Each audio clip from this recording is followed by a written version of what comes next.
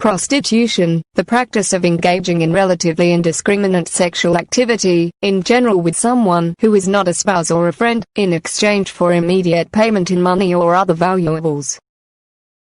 Violence against prostitutes has been reported worldwide, both on a physical and psychological level. The victims are predominantly women, including in extreme cases murder both inside and outside the workplace.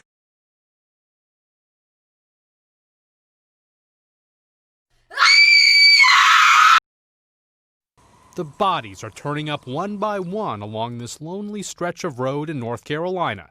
6 murders, baffling investigators, terrifying the community, haunting loved ones. Whoever's doing this is just taking the women and doing whatever, and then after killing them, he just deposit them and throw them out just like they're garbage or something, just like they don't mean nothing to nobody. And I mean, that's the awful part about it, because all these women have loved ones, they got families. The murdered women lived on the fringes of society, most sharing histories of prostitution and drug abuse.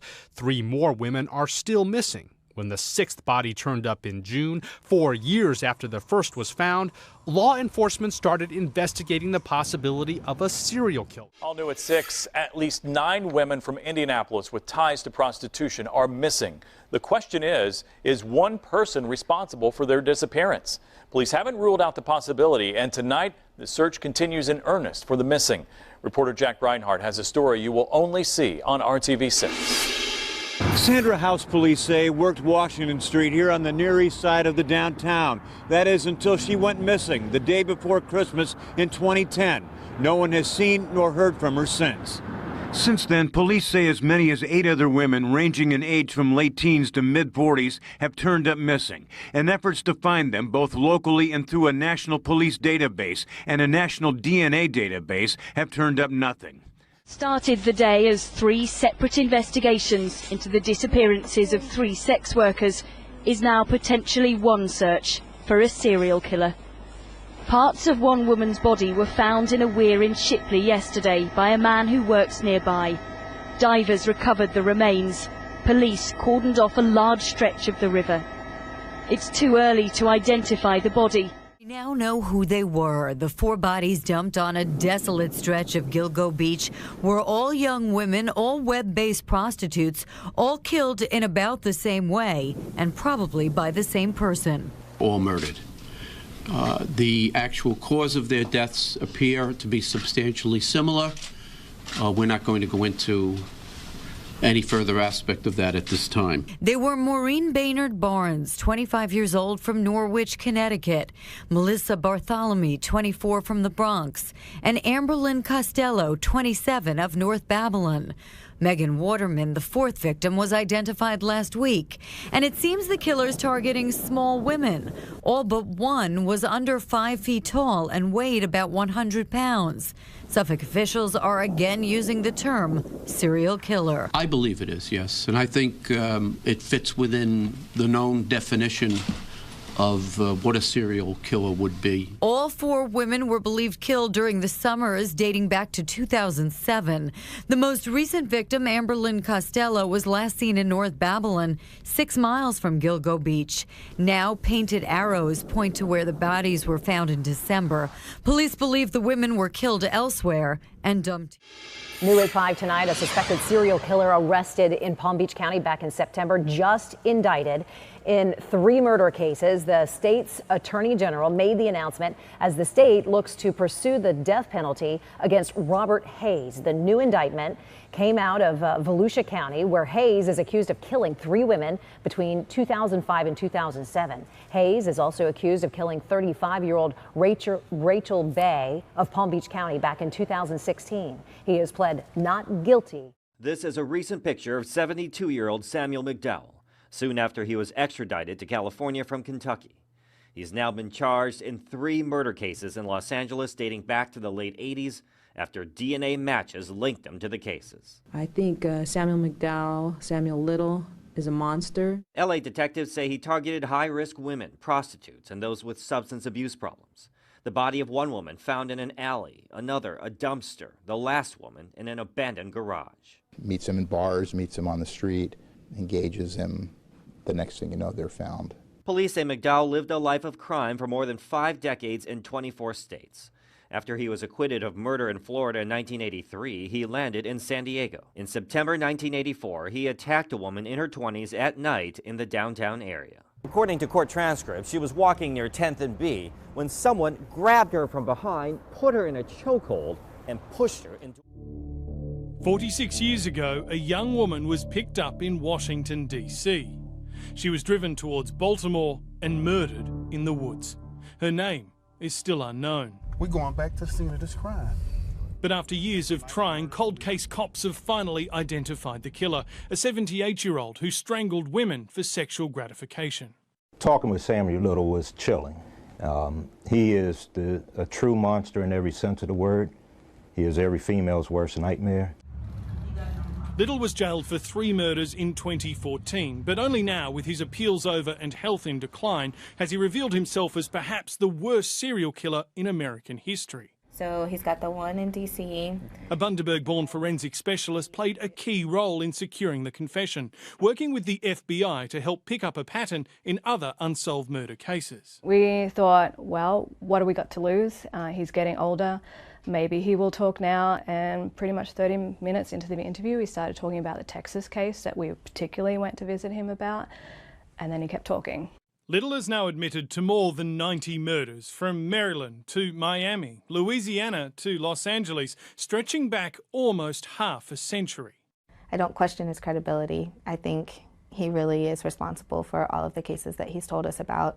It's just a matter of finding him. Crime analysts say poor information sharing is one reason Little escaped arrest for so long. The United States has 19,000 different police departments that don't always talk to each other. Detectives in the same room could be working 2 different cases and have the same suspect, and they don't.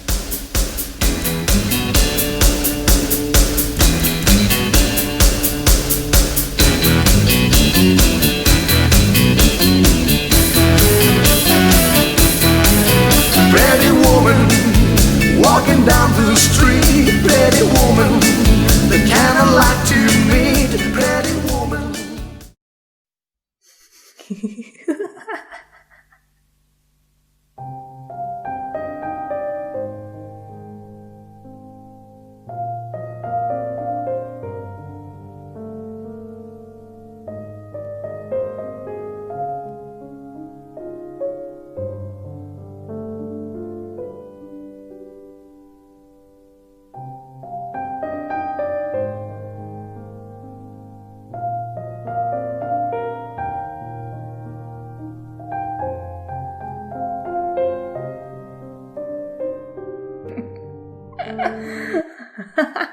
There is yet another murder mystery plaguing police, this one out of Atlantic City, New Jersey, where authorities there say they are eyeing several persons of interest in a string of unsolved homicides dating back to 2006.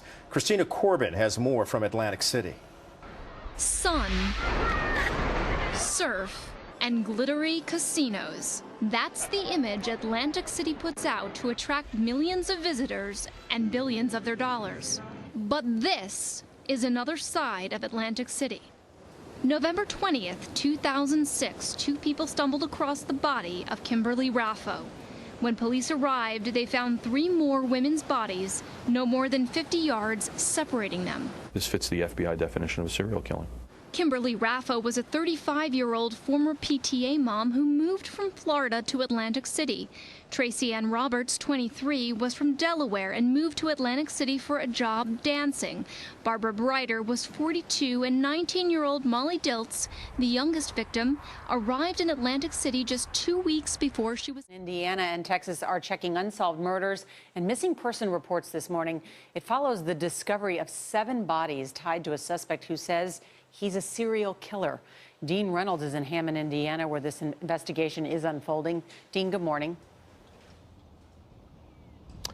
Good morning. Well, police say that after being taken into custody Friday night for the murder of a teenage sex worker, the suspect, 43-year-old Darren Vann, led them to the bodies of 6 more women, some who'd been missing for months. The trail began here at this motel in Hammond, Indiana. where Van had arranged to meet 19-year-old Africa Hardy. According to the police affidavit, Van used the screen name Big Boy Appetite when he contacted Hardy on the website Chicago Backpage. Hours after their meeting, Hardy's body was found by a co-worker. The affidavit said there were red marks on her neck where she had been strangled with something thin.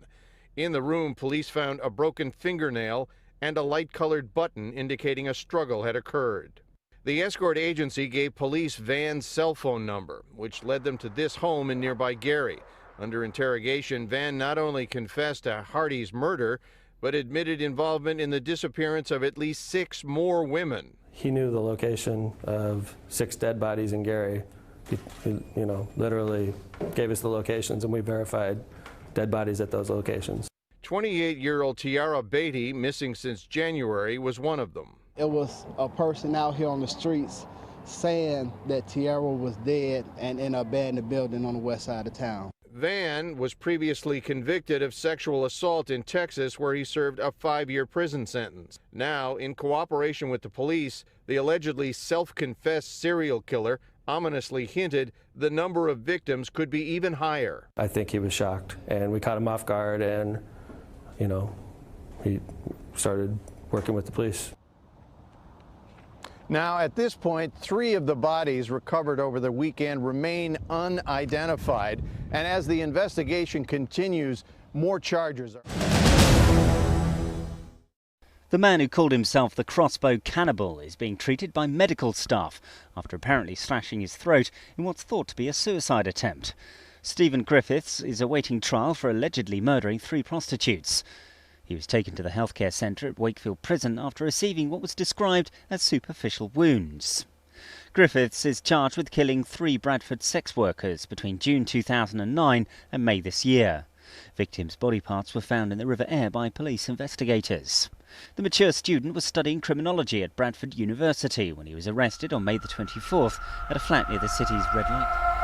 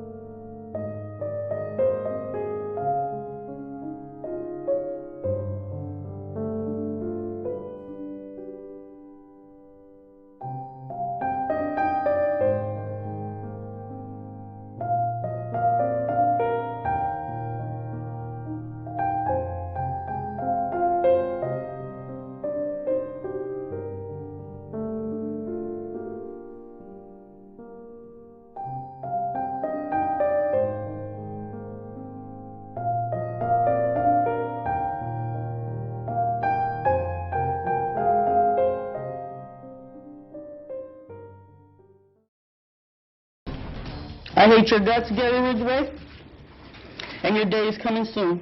Years after his murderous spree came to an end, the Green River Killer once again faces justice. As time takes its toll on Gary Ridgway, the number of victims grows once again, now to 49.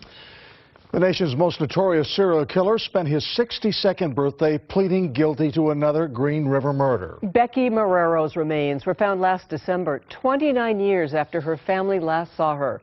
But their anger is as fresh as if it had happened yesterday.